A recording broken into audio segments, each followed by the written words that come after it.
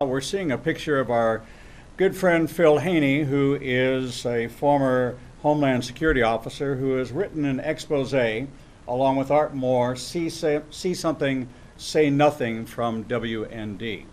And we just finished up a great time with Dr. G.M. Davis and are delighted to have Phil Haney with us. Phil studied Arabic culture and language while working as a scientist in the Middle East before he was hired on as a founding member of the Department of Homeland Security in 2003. After becoming an Armed Custom and Border Protection officer, he served 2 tours of duty at the National Targeting Center near Washington, D.C., where he quickly was promoted to its advanced targeting team. For more than 40 years, he has specialized in Islamic theology and the strategy and tactics of the global Islamic movement. He retired honorably in July of 2015. In his expose, See Something, Say Nothing, he exposes the government's submission to jihad. We're more than delighted to welcome Phil Haney to our program. Welcome, Phil. Glad you could be with us. Thank you very much. I appreciate the opportunity. It's exciting, exhilarating to see a candid expose of what many of us in the analytical world have viewed as the Islamization of the White House and of our government, the compromising that's taken place. You say in your book, in See Something, Say Nothing by WND Books, you've taken information from internal documents. You reveal not only the subversive influences on the White House, but just how radical the administration itself has become in trying to defend Muslim supremacists. Using primary sources, the authors disclosed new information about how much the Obama administration knew in advance of the Boston Marathon bombing, the Obama administration's stealth policy to protect Islamic leaders with ties to terrorism, and the scope of access to the White House and classified information the Obama administration has given to members of the Muslim Brotherhood front groups. Phil, I am delighted you are with us. For a number of years, I've been talking about the Muslim Brotherhood's formation. That most people are unaware that it's almost 90 years old, that how wide and how deep a penetrating strategy it's been. Even Eisenhower brought them to the White House in 1952. And for those of us who have been somewhat politically analytical and in ministry, our view of what's been going on with the White House has been one that complete capitulation to an Islamic ideology and the advancement of Islam, both within the government ranks and within the country at large. How did you stumble onto or uncover and begin to suspect what was really going on behind the scenes? Well, before 9/11, I was an entomologist. I worked in the Middle East quite extensively, helping farmers reduce pesticide use in their crops, so they wouldn't get sick or even die from the aftermath of the spraying their crops. And my specialty was the Middle East. And so I saw Islam, the Islamic culture, on a day-to-day basis, up close and personal. I never stayed at the tourist hotels. I would always stay in an actual local hotel and go out virtually every day and meet people, have supper with people that I made friends with, and so on. And so I saw it up close and personal over quite a few different trips to the Middle East as an entomologist. And then came 9/11. And of course, everything changed on that day. And I signed up to help defend our country from threat, both foreign and domestic, because I knew immediately the ideology of the theology of the people who attacked us on 9/11. And so I did come into the Department of Homeland Security. It was created in March of 2003, and I became a subject matter expert on the strategy and tactics of the global Islamic movement based on my familiarity not only with the culture, but also with what the Quran itself says in Arabic. And all of my premises and all of my cases and analysis were always based on what Islam says about itself, what the Quran says, the Hadith, and Sharia law. And so it made me accurate, if that's the right term, in terms of my analysis of what was motivating these people to attack us all around the world. And I wish that I could say that the opposition that I started getting back from the administration was simply out of a benign kind of ignorance. But the problem with that assumption is that they deleted information out of the intelligence database. That is not something you do passively or accidentally. So even if we tried to make the argument that they just didn't know better and they were making policies based on good intention, that argument might have held water except for one problem. They began to deliberately and intentionally delete information out of the law enforcement databases that we used. And so that's a whole nother level of deliberate and intentional policy that removes the ability to see the developing trends and what you hear so often, connecting the dots. Right. When you began to notice this, Phil, you really didn't come from, well, let me take that back. You did come from a scientific investigative background. So Correct. you did use hypotheses and as an entomologist, you applied scientific investigative principles. Yeah, I was a field entomologist. I did actual replicated field trials. Okay. I wasn't a laboratory guy with the microscope. I was out with farmers doing actual field research with real crops like citrus and grapes Right. and vegetable crops. Yes, and so I knew how to set up an experimental design and collect data in a regular way in order to prove my hypothesis, and then do the statistical analysis on it would validate whether my hypothesis was reasonably correct or not. Right. And I used exactly the same approach in developing cases in my counterterrorism career. So when you first started noticing that information was being deliberately deleted, what were you thinking? What was your immediate reaction to this? Well, it was a crisis for me. I was a law enforcement officer, and I took an oath to protect our country from both foreign and domestic. Yes. And I can tell you, for anybody in the military or law enforcement, when they're confronted with threat that's coming from domestic, even inside of their own agency possibly, it's a very traumatizing experience, because we're Americans. We're taught that we're on the same side and that we're helping one another, and the guys on your right and on your left and in your chain of command are also on your side too. So I didn't take it lightly, and I wasn't really quite sure what to do. So I followed the chain of command, which led me right up through the management hierarchy of the Department of Homeland Security, ultimately clear to the Inspector General of DHS, whose name was Charles Edwards. But at the same time, because I had the constitutional authority to do it, or permission to do it, I began to reach out to Congress. And since starting in the summer of, or early spring of 2012, from there until now, 5 years ago, I've gone to Congress more than 50 times.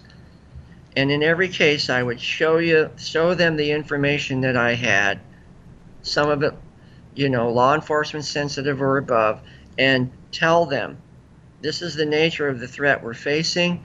These are the problems that we're encountering as law enforcement officers inside of our agency. And oh, by the way, they're deleting information out of the system that's making it impossible for us to connect the dots. How do they respond to that? Was there a alarm set off? Did they commission a special investigator into this? Or was this something that was quieted? Well, the DHS Inspector General opened a case that initially was supposed to be to address the concerns that I brought forward. But by the time it was finished, it was an investigation of me. They Ah, turned it completely around, and it became an investigation of my character. Meanwhile, as far as Congress goes, I'm sad to tell you that probably the best example of how Congress reacted was seen in public in June of 2012 when the 5 congressmen, Louis Gohmert, Michelle Bachmann, Trent Franks, Lynn Westmoreland, and their colleague from Florida, put forward those 5 letters to the inspector generals of 5 different agencies, right. simply expressing their concern about the possible influence of the Muslim Brotherhood within the administration. And I'm sure you remember what happened. They were publicly criticized by their own colleagues Yes. on their own side of the aisle, and meaning Republicans, not just Democrats. And that simple request for the inspector generals of each of the 5 different law enforcement agencies that are part of the federal government never saw the light of day. In fact, Michelle Bachmann was publicly criticized and lost her next bid for re-election as a member of the House from Minnesota. They paid a big price for it. So, despite the individuals who responded and were concerned, as far as the committee level goes and above, just Congress as a whole, House and Senate, no one was able to really take any effective action until Ted Cruz, chairman of the House Judiciary Committee, on the 28th of June 2016, actually brought up a public hearing called willful blindness and asked me to come in and testify, which I did. For the first time I spoke in public before Congress. And also, for the first time in the history of Congress, we were actually able to discuss the nature of the threat, which is Sharia law and the implementation of it in conflict with the U.S. Constitution and the Declaration of Independence. That was a historic day, the 28th of June, 2016. All 50 other times was always private meetings, between groups or individuals of members of Congress, both House and Senate. So I'm hoping now that the administration has changed that we're going to see some different approaches and different responses from Congress than what I saw during the Obama administration. It's quite interesting for our audience to understand this. Phil Haney is a part of a group of individuals unrelated to each other that I happen to have interviewed that know, including Stephen Coughlin, who was the terrorist advisor and briefer to the Joint Chiefs of Staff. And he wrote a book called Catastrophic Failure that talked about him being censured by the Muslim Brotherhood through the Obama administration because they didn't want to hear briefings on terrorism. They wanted to deny its existence, and they did the same thing to you, Phil. That's right. It started around the year 2006. We started what I call going sideways. Those of us what are called subject matter experts within the federal government started noticing that the hierarchy, management hierarchy, instead of responding to our reports, began to criticize them and challenge them and start using terms like this is a reckless conclusion, or can you really document this? Can you really prove this? That started as early as 2006, but things really shifted into ultra high gear as soon as the new administration took power in November of 2008.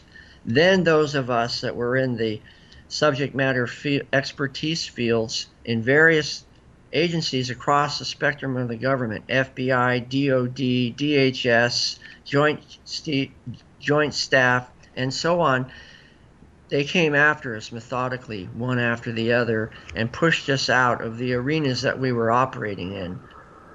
This is a methodology of exactly how sympathetic the Obama administration was to CARE, Council on American Islamic Relations, to the influences of the Muslim Brotherhood, to the last year of the appointments of numerous known Muslim Brotherhood members to highly cleared status within our own government, in DHS, in the security agencies. In this past year, I think there were more appointments than in prior years. What's going on? We know that this coming Friday there is a changing of the guard. What will they uncover? Phil, what have you seen that is so insidious in these last 8 years that you're now able to speak about in this expose? This is the Watergate of today. This really is the definitive document that says that our government was complicit in burying and deleting our knowledge base on terrorism. Yes, it's what I call the black box of the crash site. It's beep, beep, beep. It's there waiting to be found, waiting to be opened and analyzed, because the amazing thing about the book is that it's a live story. Right. I'm not talking about events that are buried in archaeological time, months and years and decades ago. I'm talking about the events that are related to everything that you see on the big screen of the mainstream media, on Fox and CNN, etc., virtually every day of the week, because the policies that were set in place by this administration sprung like seeds and began to grow and mature and bear fruit. And now we are gathering the bitter fruit of these trees that were planted by the Obama administration, and nobody likes how bitter the fruit is. Pending President Trump has said he wants to drain the swamp. Mm-hmm. I like that allegory because I know where some of the valves are, in the swamp. And if given opportunity, I will, paraphrasing, say to President Trump, okay, I can show you where some of the valves are. I'm gonna open them with your permission. Just make sure you hold your nose before we do it. But that's only the first step. Once you drain the swamp, what do you find down on the bottom of the swamp? All kinds of debris and things that were thrown overboard in the middle of the night, and nasty fish that are flopping around there on the bottom on the mud. And so what we're going to, if we get permission and authorization from the president to do it, essentially put on our hazmat suits and go down there into the mud and dig up all these pieces of evidence that are lying down there that were dropped overboard by the Obama administration, thinking they were going to win the next cycle with Clinton and they would never have to deal with any of this buried evidence. But now we have a possible opportunity to go down there, bring all this debris up, categorize it, analyze it, clean it up like you see in the movies with the archaeology, take all the crustaceans and the barnacles off of it and take it forward in a law enforcement matter. And some of them, if we are actually allowed to do it, will go all the way to criminal charges. And it'll reach all the way up to the top of this current administration, because the things that they did led to the death of people. And that's the bottom line. If it was just an interesting academic political exercise, that would be one thing. But because of their policies and the removal of information from the database, you have incidents like the Boston Marathon bombing, San Bernardino shootings, Orlando massacre, and now Fort Lauderdale. Every single one of those individuals was on the law enforcement radar in one capacity or another, and still walked right through the middle of the process and was able to carry out their plans all the way to killing people. And my premise is simply, if they had not removed this information from the system, then we could have plausibly prevented these attacks from ever happening. And if somebody was to say, Mr. Haney, that's an arrogant statement, how can you say that you could have stopped the attack? Well, first of all, notice I did say we, but anybody who knows a policeman or a law enforcement officer and asks them, sir, do you believe, or ma'am, do you believe that you can help stop crime or prevent terrorism? They're going to look at you like, what do you mean? That's of course I do. That's why I signed up. That's why I took the oath of office. We are capable of doing it. We have been handcuffed and blindfolded. And that's why we use the title See Something, Say Nothing. Because even though when we saw trends developing, we were told to either not say anything, or even more ominously, the administration came in and literally deleted information right out of the system. So that in one of his parting speeches, President Obama basically had what I call the obscene hubris to say that we didn't have any attacks in America from foreign terrorist groups. That's not true. Because there's no distinction between quote-unquote terrorist groups that are operating over in Syria and Lebanon and Iraq and Israel, and groups that are operating right here in the United States. So it is a false narrative that they insist on promoting, and the casualties of that false narrative are the American public and the law enforcement and intelligence community. Both of us, all of us, have suffered because of it. You know, Phil, what was stunning to me in the analysis of the San Bernardino shooting was that the Obama administration had issued an edict that social media could not be checked. Why would any officer, any elected official restrict law enforcement from looking at a particular part of somebody's social media postings? Well, they said it themselves. They said the reason in public. You'll recall perhaps that about a week after the December 2nd attacks in San Bernardino, the Civil Rights and Civil Liberties branch of the Department of Homeland Security, most people don't even know there's such a thing, but we call it CRCL, Civil Rights and Civil Liberties, came out as the public voice of DHS and said plainly that the reason why they didn't query Tashfeen Malik's social media — Tashfeen Malik is the wife of Syed Farouk, the shooters at San Bernardino — because they did not want to violate her civil rights and civil liberties. But wait a minute. She's a foreign national. Mm-hmm.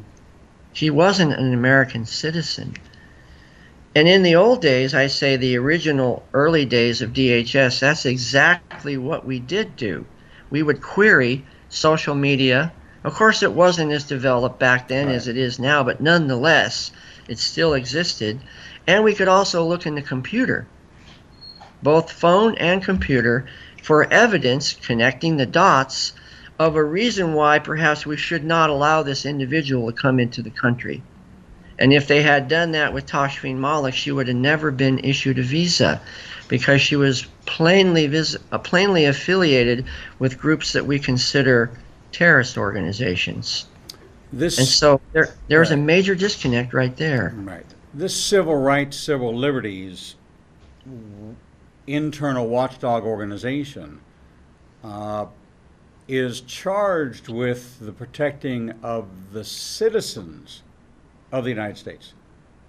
The Department of Homeland Security is to ensure the domestic tranquility. Is that not correct? Absolutely. According to the Constitution, that's their primary responsibility. So, to understand this correctly, our government internally protected the rights of a foreign national above the rights of citizens, and 13 lives were lost in San Bernardino because of putting the interest of a foreign national over the interest of an American citizen. Yes, that's not the only case either. They're doing it in terms of immigration right now. They keep telling us that they are robustly vetted, don't they? They do. Comey from FBI, James Comey, Janet Napolitano before she became Chancellor of UC California, right. Eric Holder, even they, in public, said that we cannot adequately vet these people. And yet, despite all of those acknowledgments that there are flaws and holes in the system, the administration pushed ahead anyway, and insisted on bringing these people into communities across the United States for the same exact reason. They are basically extending American-style civil rights and civil liberties to foreign nationals before they even gain status as a citizen. Is there any other country in the world that does such a thing? There's only one that's expected to, Israel. It's intriguing that the two countries that are the bastions of freedom and democracy in the world are the ones that are attacked most violently and openly by virtually all the rest of the nations of this world. We are expected to abrogate our sovereignty at the expense of undefined subjective terms like diversity and inclusion, while no other country on the face of the planet does it. Although you could say perhaps that Europe has been abrogating its sovereignty lately with the unchecked immigration. But certainly none of the members, the 57 members of the Organization of Islamic Conference, for example, because they are very strict about immigration and non-Muslims coming into their countries. And South America, boy, if you want to see fierce application of immigration law, try to enter Mexico illegally. Remember the case of the soldier that Greta Van Susteren tracked for more than a year? All he did was make a simple wrong turn and ended up on the wrong side of the border. And what a traumatizing experience that was to try to get him released and back into our country. What if we enforced our immigration laws in the same way? But we don't, do we? No, and the fact, and I think the key word is enforce our existing. We're not talking about passing new legislation. We're talking about existing. The Immigration and Naturalization Act of 1952 had provisions for the refusal of entrance into America if you had committed yourself to an ideology that was opposed to the Constitution, that there was a higher law than the Constitution of the United States, that you were permitted to deny entry and especially deny citizenship to such an individual that met that criteria. That would include anybody who is sworn allegiance to the Quran and believes in Sharia as the ultimate goal of Islam. So that My only caveat to that would be, perhaps it would be possible, as people like Zuhdi Jasser maintain, that you could somehow possibly separate the basic components of the Islamic faith, meaning prayer, charity, and Ramadan, and so on, from Sharia law. That you could actually, in a sense, swear your fealty to practicing the faith component of Islam without practicing Sharia law. But the problem is, whenever Sharia appears on the horizon, the specter of Sharia starts to infiltrate itself into a society, the culture always becomes more and more rigid and authoritarian, because the goal is to live by the example of Muhammad himself. If people who follow the teachings of the Bible, the closer they follow him, the more Christ-like they become, right? The more like him. The closer people follow Sharia, the more like Muhammad they become, because he is their mentor and model. And all we have to do is look at history to see that Muhammad was a warrior who conquered territory by force. Right. And that the whole growth of Islam in the last 1400 years isn't based on peaceful political negotiations and coexistence. It's based on the sword. And that's what we're seeing today, except they're not just using swords. They're using modern weaponry, which makes them more lethal and more effective. But all the conflicts that we see in the Islamic world, primarily in the Middle East and Far East, where Islam is involved, it's always for exactly the same reason, to implement Sharia law. That's what essentially the caliphate is a global network government that everybody is under the authority of Sharia law. And the thing that we keep failing to see is that America is not immune to that force of gravity.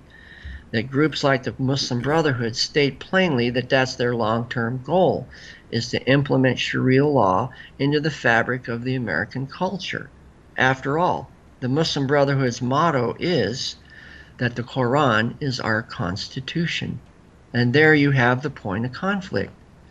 Will it be Sharia and the Quran, or will it be the U.S. Constitution and the Declaration of Independence? They're incompatible. They can't both occupy the same political space or social space at the same time. And that's been the major failure of this administration, is the absolute refusal to admit or acknowledge that the global Islamic movement has a very simple strategy called implementation of Sharia law. And what we spend our time arguing about is not the strategy, it's the tactics.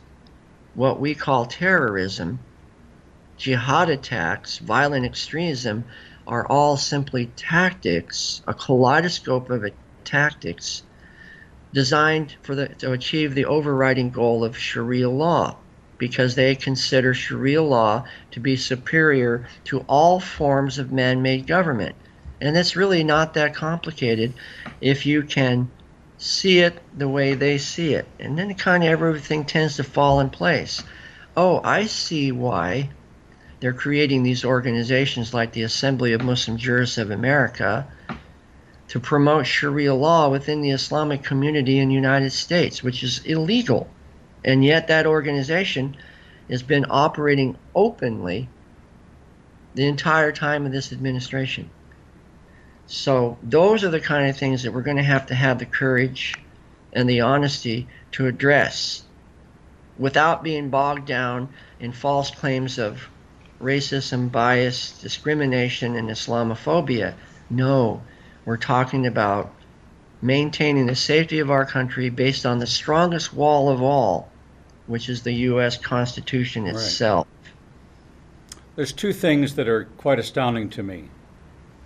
We're talking to Phil Haney, author of See Something, Say Nothing. A Homeland Security officer exposes the government's submission to jihad.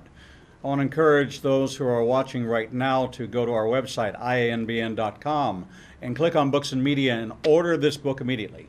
If you want the backstory, the expose, the investigative reporting of Phil Haney as he saw something, alarms began to go off, and how he attempted to bring this to the attention of Capitol Hill, that a blind eye was turned. He actually has official documents of his stellar career where he was acknowledged and honored, all the briefings that he gave, even redacted briefings and redacted documents.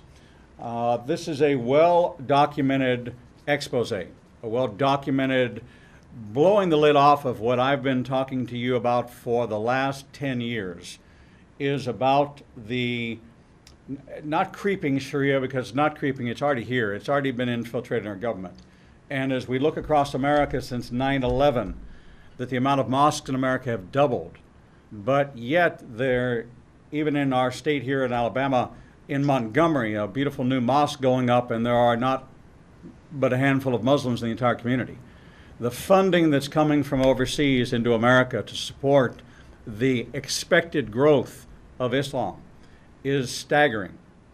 The growth in metropolitan areas such as in Dearborn, Michigan, the advancement of the Islamic ideology in our inner cities, in our prisons, this penetration strategy of recruiting from a disenfranchised group of people, making them part of a larger picture, a larger, loftier goal than being an American who persecuted you. Phil Haney has firsthand knowledge and information. Phil, the Trump administration has come in with a mantra of drain the swamp. Incoming President Trump has fired all of the White House staff, cleaning house to make sure that nobody who is not trusted and vetted is going to be on his team. How far do you think that will go? Do you think that'll go into the agencies? Do you think that there will be a special team assembled to, as you say, look into the bottom of the swamp for the hidden, the skeletons, and who is really culpable in this? Does it go all the way up to the Oval Office? Absolutely. Was this orchestrated by our president? Yes, I say that. Again, some may say that's a bold claim, Mr. Haney. But during the course of my active career, of course, when the election in 2008 took place, I started tracking the interaction between the leaders of the Muslim Brotherhood front groups that we all hear so much about. Council on American Islamic Relations, Islamic Society of North America, Muslim Public Affairs Council, Muslim Advocates with Farhana Kara, at least 150 meetings in that 8-year period, which is what, about 20 a year, almost 2 a month, of the very same individuals who, if I had the magic computer and I could set it in front of everyone who's listening or watching and do the Vulcan mind meld and somehow give you immediate classified access. Yes. You know, and all you could find derogatory information, that's our term for it, you know, bad stuff, about every one of these leaders and every one of the organizations that they're affiliated with as fast as you could type on the keys of the keyboard and push the enter button. That's how basic it is. So the question I hope to have answered in the days, weeks, and months ahead is, what the heck were they doing? They say that these people from the foreign countries are robustly vetted. Really? Well, and how robustly are you vetting individuals that are coming right into the White House and given positions of influence within the administration to help create and enforce, I might add, not only domestic foreign policy, what happens within the borders of America, but foreign policy, counterterrorism policy in foreign countries? Really, push the button and here comes the information. What level of due diligence are they doing? Can you say that that was just a mistake? How can you say it's a mistake when how many different intelligence agencies did we hear about lately that were 100% in agreement that the threat was coming from Russia? 17 of them. Right. And you're telling me that not one of those vaunted intelligence agencies was capable of simply pointing out that these individuals that are coming into the White House are known affiliates of a terrorist group called Hamas? And yes, that is not an exaggeration on my part. It was proven in federal court in November of 2008, the Holy Land Foundation trials, what it was known by, that the individuals and organizations that we see in the White House 150 times were part of Hamas. It was proven in federal court. Don't take my word for it. But that's only the first level. Then go into the law enforcement databases and start digging down, drilling down, so to speak, and it doesn't take you very long to hit water, meaning find derogatory information. It's that simple. It's that easy. It's actually there right on the surface, like what we call low-lying fruit. Right. But that's any information that the administration decided they needed to remove so that they could maintain what I call that cynical, plausible deniability that America is now safer than it was before Obama became president. How is anybody supposed to prove them otherwise when they made a deliberate policy of removing that information from the database that could prove it? And again, is it your belief that this was to secure his legacy, or do you believe strongly, as I do, that he had a divided loyalty and is a proponent of the advancement of Islam into the West? Earlier you used the word sympathetic. that the administration was sympathetic toward the goals of Islam. Right. That's an accurate word, but I'd like to also add another potato to the pot, to the allegorical pot. The word is submit, submissive. I use that word because that's what Islam means in Arabic. Islam does not mean peace, as we are often told. Right. Islam technically means to submit. There's no question that this administration submitted to the goals of the global Islamic movement. That's evident. We don't really even need to debate if this official or that official was a Muslim or not, because it's plainly seen that they submitted to the stated goals of the global Islamic movement, i.e. the Muslim Brotherhood. Right. That's certainty. So in See Something, Say Nothing, you document this. You take the role of an investigative reporter and walk people through this process of what you uncovered while you were a Homeland Security officer, brought this to the attention of Capitol Hill, were then had it turned around on you to where you were being investigated. What was their conclusion of their investigation of you? Well, at the same time as the Inspector General's investigation was going on, through initially initiated by Acting IG Charles Edwards, I was also simultaneously being investigated by the Department of Justice. They convened a grand jury, a federal grand jury, which includes investigation by the FBI in collaboration with Department of Homeland Security to find probable cause to charge me with criminal and put me in jail. While that was going on, I was also simultaneously being investigated by the Internal Affairs Division of Customs and Border Protection. They assigned 2 senior investigators, and they spent 2 years compiling evidence to find administrative charges. Those are quote-unquote non-criminal charges, in contrast to the grand jury and the FBI through the DOJ, which would have been criminal charges, to find a way to either shut me down or literally put me in jail. The outcome of all of it was they had to drop the charges because they could find no probable cause to charge me with anything, because I followed the chain of command. I wasn't a Snowden or a Chelsea Manning. I was very, very careful about following the sequence in the chain of command, and I had the authority to go to Congress. They are the ones that designated me as a whistleblower. I never call myself that. Right.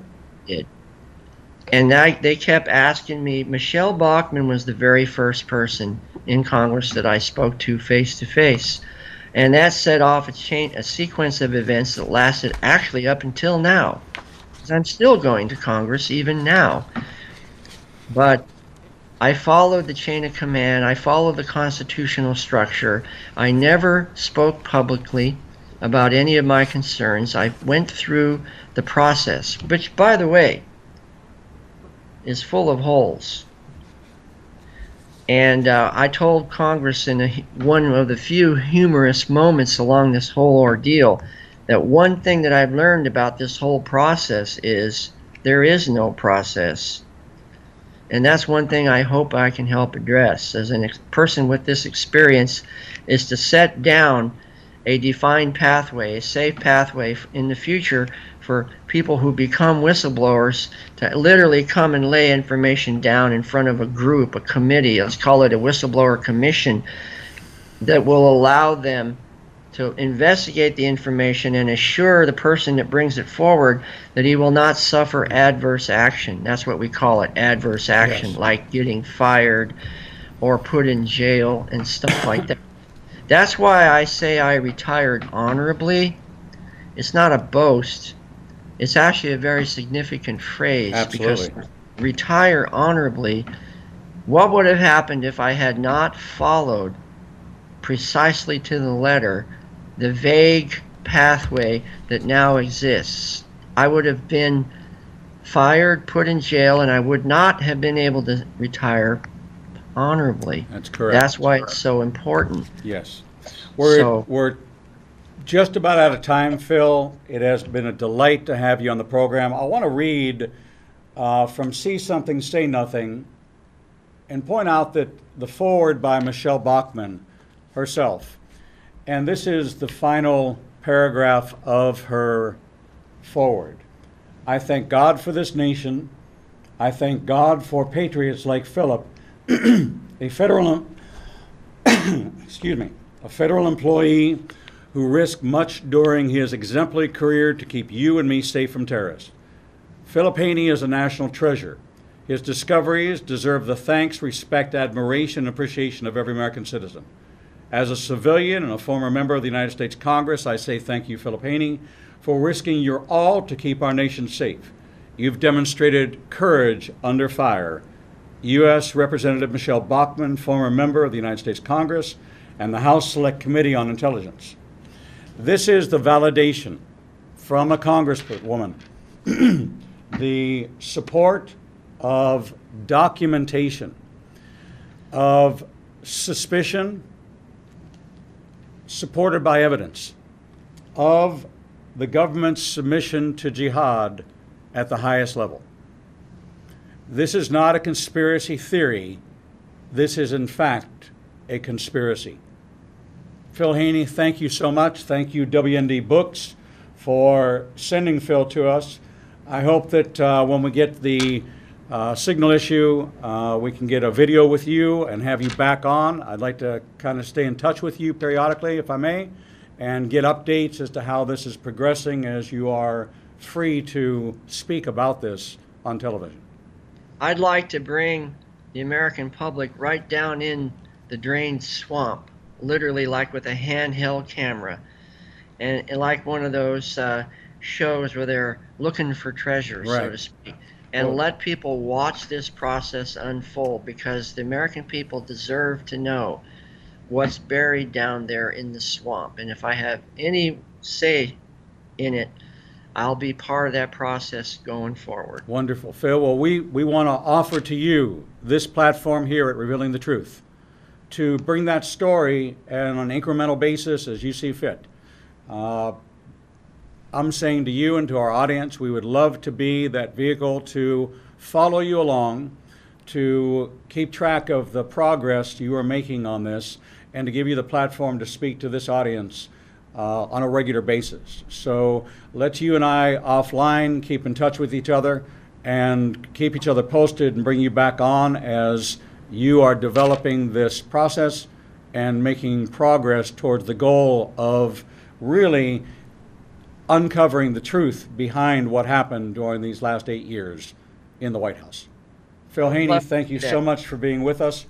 Thank you. When we return, we will be joined by Leo Homan of WND to talk about his new book, Stealth Invasion. While we're taking a break, I want you to visit our website, ianbn.com, and order this book, See Something, Say Nothing, directly from our Books and Media page. Get that out to you. If you've got Amazon Prime, it'll be there in 2 days, and you will be riveted in this expose. If you liked OJ and followed the OJ trial, if you liked the Watergate story, this is at the genesis of this. You are there at the very beginning of this process and taking this journey with Phil Haney. It's a once-in-a-lifetime opportunity to take from the very beginning of this, to be a Woodward and Bernstein, if you would, at the very beginning of this, the genesis of it. So Phil, thank you so much for being with us. We'll be right back.